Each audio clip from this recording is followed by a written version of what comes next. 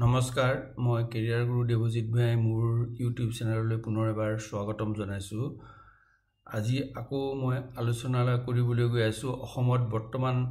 Social media হওক বা TV channel হওক সকলোতে এটাই চৰ্চা চলি আছে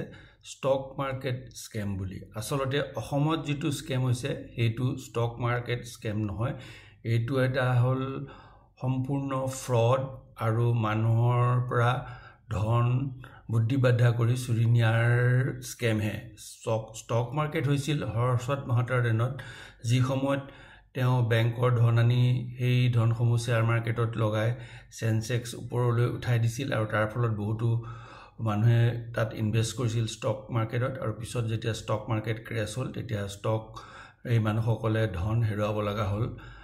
আৰু তেনেকৈ যিবোৰ ইনসাইডাৰ্স ট্ৰেডিং আছে তেনেধৰণে বিভিন্ন ষ্টক মাৰ্কেট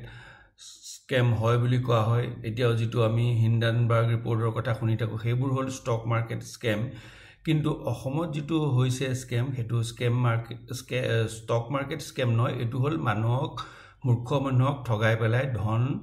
লৈ যোৱা স্কেম। কাৰণ ইয়াৰ লগত ষ্টক মাৰ্কেট কোনো ধৰণেই জড়িত নহয়, কিন্তু আমি ভুলতেই তাক সদায় ষ্টক মাৰ্কেট স্কেম বুলি কৈ আহিছো। মানুহে কৰা ভুল আৰু এছাম ধূৰ্ত মানুহে আনক ঠগোৱাটো কেতিয়াও ষ্টক মাৰ্কেট স্কেম হ'ব নোৱাৰে। এতিয়া সমাজত এনে ধৰণৰ স্কেম বা মূৰ্খ মানুহক ধূৰ্ত মানুহে ঠগোৱা কাম আগৰ পৰাই চলি আহিছে। আমি সৰুতে দেখিছিলো যে গাঁৱে ভূঞে বহুতো বেজ আছে যিবোৰে উই হাফলৰ পৰা সোণৰ মুদ্ৰাৰ কলহ উলিয়াবৰ কাৰণে বহুতো মানুহক ঠগাই তেওঁলোকৰ পৰা ধন লৈ তাত পূজা পাতল কৰি মন্ত্ৰ মাতি তাত ধনৰ কলহ থকা বুলি কয়। পিছত সেই বেজবোৰ ৰাতি নাপাত্তা হৈ যায় আৰু তেওঁলোকৰ পইচা মাৰা যায়। পিছত সেই মানুহবোৰে উই হাফলো খান্দি পিছত দেখে যে তলত একো নাই। ঠিক তেনেদৰে দেখা গৈছিল যে গাঁৱত একাংশ বেজ বা যাদুকৰে আহি বিভিন্ন মানুহক ফুসুলাই তেওঁলোকৰ ঘৰত কয়হি যে তেওঁলোকে লোহাৰ পৰা সোণলৈ সলনি কৰিব পাৰে আৰু তেওঁলোকৰ ঘৰত তেওঁলোক থাকি তাৰ পিছত কয় যে ঘৰৰ যিমান সোণৰ বস্তু আছে এটা বাকচত ভৰাওক, তাত লোহা অলপমান দিয়ক আৰু সেইখিনি আমি 3 দিন মান পূজা পাতল কৰিম, তাৰ পিছত গোটেইখিনি সোণলৈ সলনি হ'ব। সেই মানুহে সেই কথাটো মানি লয় আৰু তাৰ পিছত নিজৰ যিমান সোণ আছে সেই বাকচত ৰাখে, লগতে কয় যে কিছু ইয়াত ধনো ৰাখিব লাগিব, ধনো ৰাখে আৰু এদিন ৰাতি সেই গোটেইখিনি লৈ সেই বেজ বা যাদুকৰ পলাই যায়। এইবোৰ আমি সৰুৰে পৰাই দেখি আহিছো। আৰু এতিয়া কথাটো হ'ল যে এনে ধৰণৰ স্কেম আগতে চলি আছে আৰু এতিয়া চলি আছে আৰু ভৱিষ্যতেও চলি থাকিব। ইয়াৰ কাৰণ হ'ল যে এছাম মানুহ হ'ল অতিকে লোভী। সেই লোভী মানুহসকলকে মানুহে ঠগে। আমি দেখা পাইছো যে অসমীয়াত এটা কথা আছে, আগ নুগুনি গুণে পাছ, লোভত মৰে বৰশীৰ মাছ। আমি যেতিয়া সৰুতে বৰশী বাবলৈ যাওঁ তেতিয়া দেখো যে বৰশীত আমি যদি কেঁচুৰ টোপ দিওঁ কিন্তু তেতিয়া সহজে মাছে নাখায়, কিন্তু আমি যদি বৰলৰ টোপ দিওঁ তেতিয়াহলে কপকৈ বহু মাছে খাই যায়, আমি মাছ কাৱৈ মাছ বা এনেকুৱা মাগুৰ মাছ ধৰিব পাৰো বৰশীত। গতিকে সেই টোপতকৈ খায়, কিন্তু কেঁচুৰ টোপটো বা আমি যদি আটা ময়দাৰে বনাই নিও সেই টোপ সহজে নাখায়। ঠিক তেনেদৰে আৰু এছাম মাছ আছে যিয়ে বৰশীটো দিয়াৰ লগে লগে একো নাভাবি কপকৈ টোপটো গিলি দিয়ে। সেইবোৰ হ'ল চেঙেলী মাছ আৰু চেলেকনা মাছ। তেনে মাছবোৰে বৰশীটো দিয়াৰ লগে লগে টোপটো গিলি দিয়ে আৰু ফলত সেই মাছবোৰ ধৰিবলৈ অতিকে সহজ। গতিকে চেঙেলী মাছ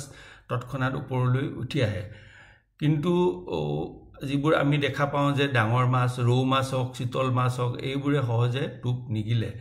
কিন্তু তাৰ মাজতে দুই এটা শ'ল মাছেও সেই টোপ গিলে আৰু তাৰ ফলত দুই এটা শ'ল মাছো সেই চেঙেলী মাছ বা চেলেকনা মাছৰ লগত উঠি আহে। এই যিসকল ফ্ৰড আছে তেওঁলোকে সৰহ সংখ্যক চেঙেলী মাছ আৰু চেলেকনা মাছ ধৰে যদিও তাৰ মাজতে হঠাৎ দুই এটা ডাঙৰ শ'ল মাছো ধৰে আৰু সেই শ'ল মাছবোৰক দেখি আৰু বহুত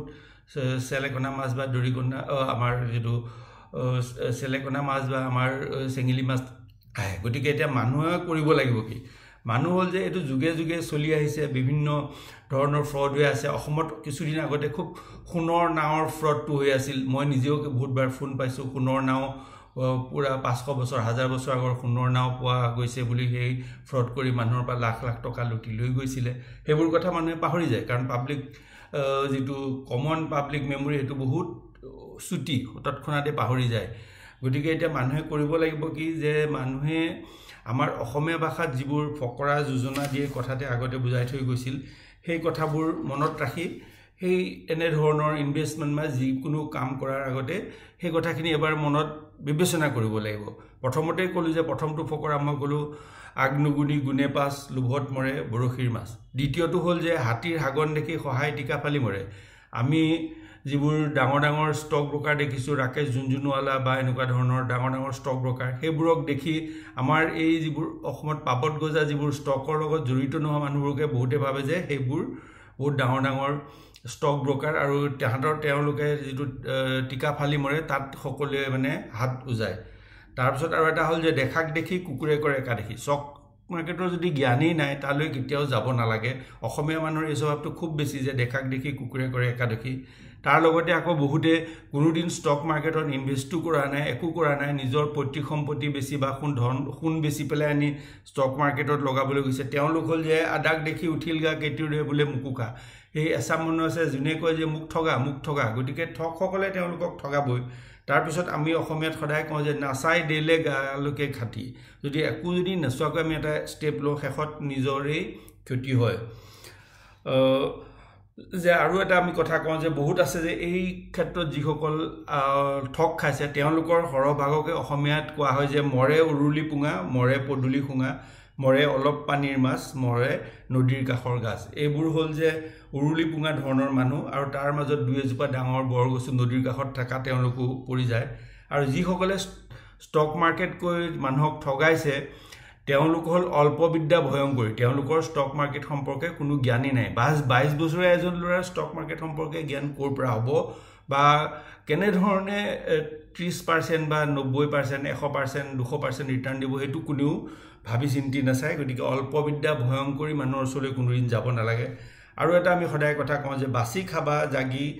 শুবা তাৰ ফল পাছত পাবা আমি যদি বাছি নেখাওঁ আমি যদি জাগি নুশুওঁ তেতিয়াহ'লে আমি ঠগ খামেই আৰু এটা হ'ল যে উচিন কাঠৰ থোৰাও নলগাবা আমি আনৰ মুখত শুনি পেলাই আমি নিজৰ কষ্ট উপাৰ্জিত ধন উপাৰ্জন কৰোঁ অথচ আমি অসমীয়া ভাষাতে কৈ থৈ গৈছোঁ যে উচিন কাঠৰ থোৰাও নলগাবা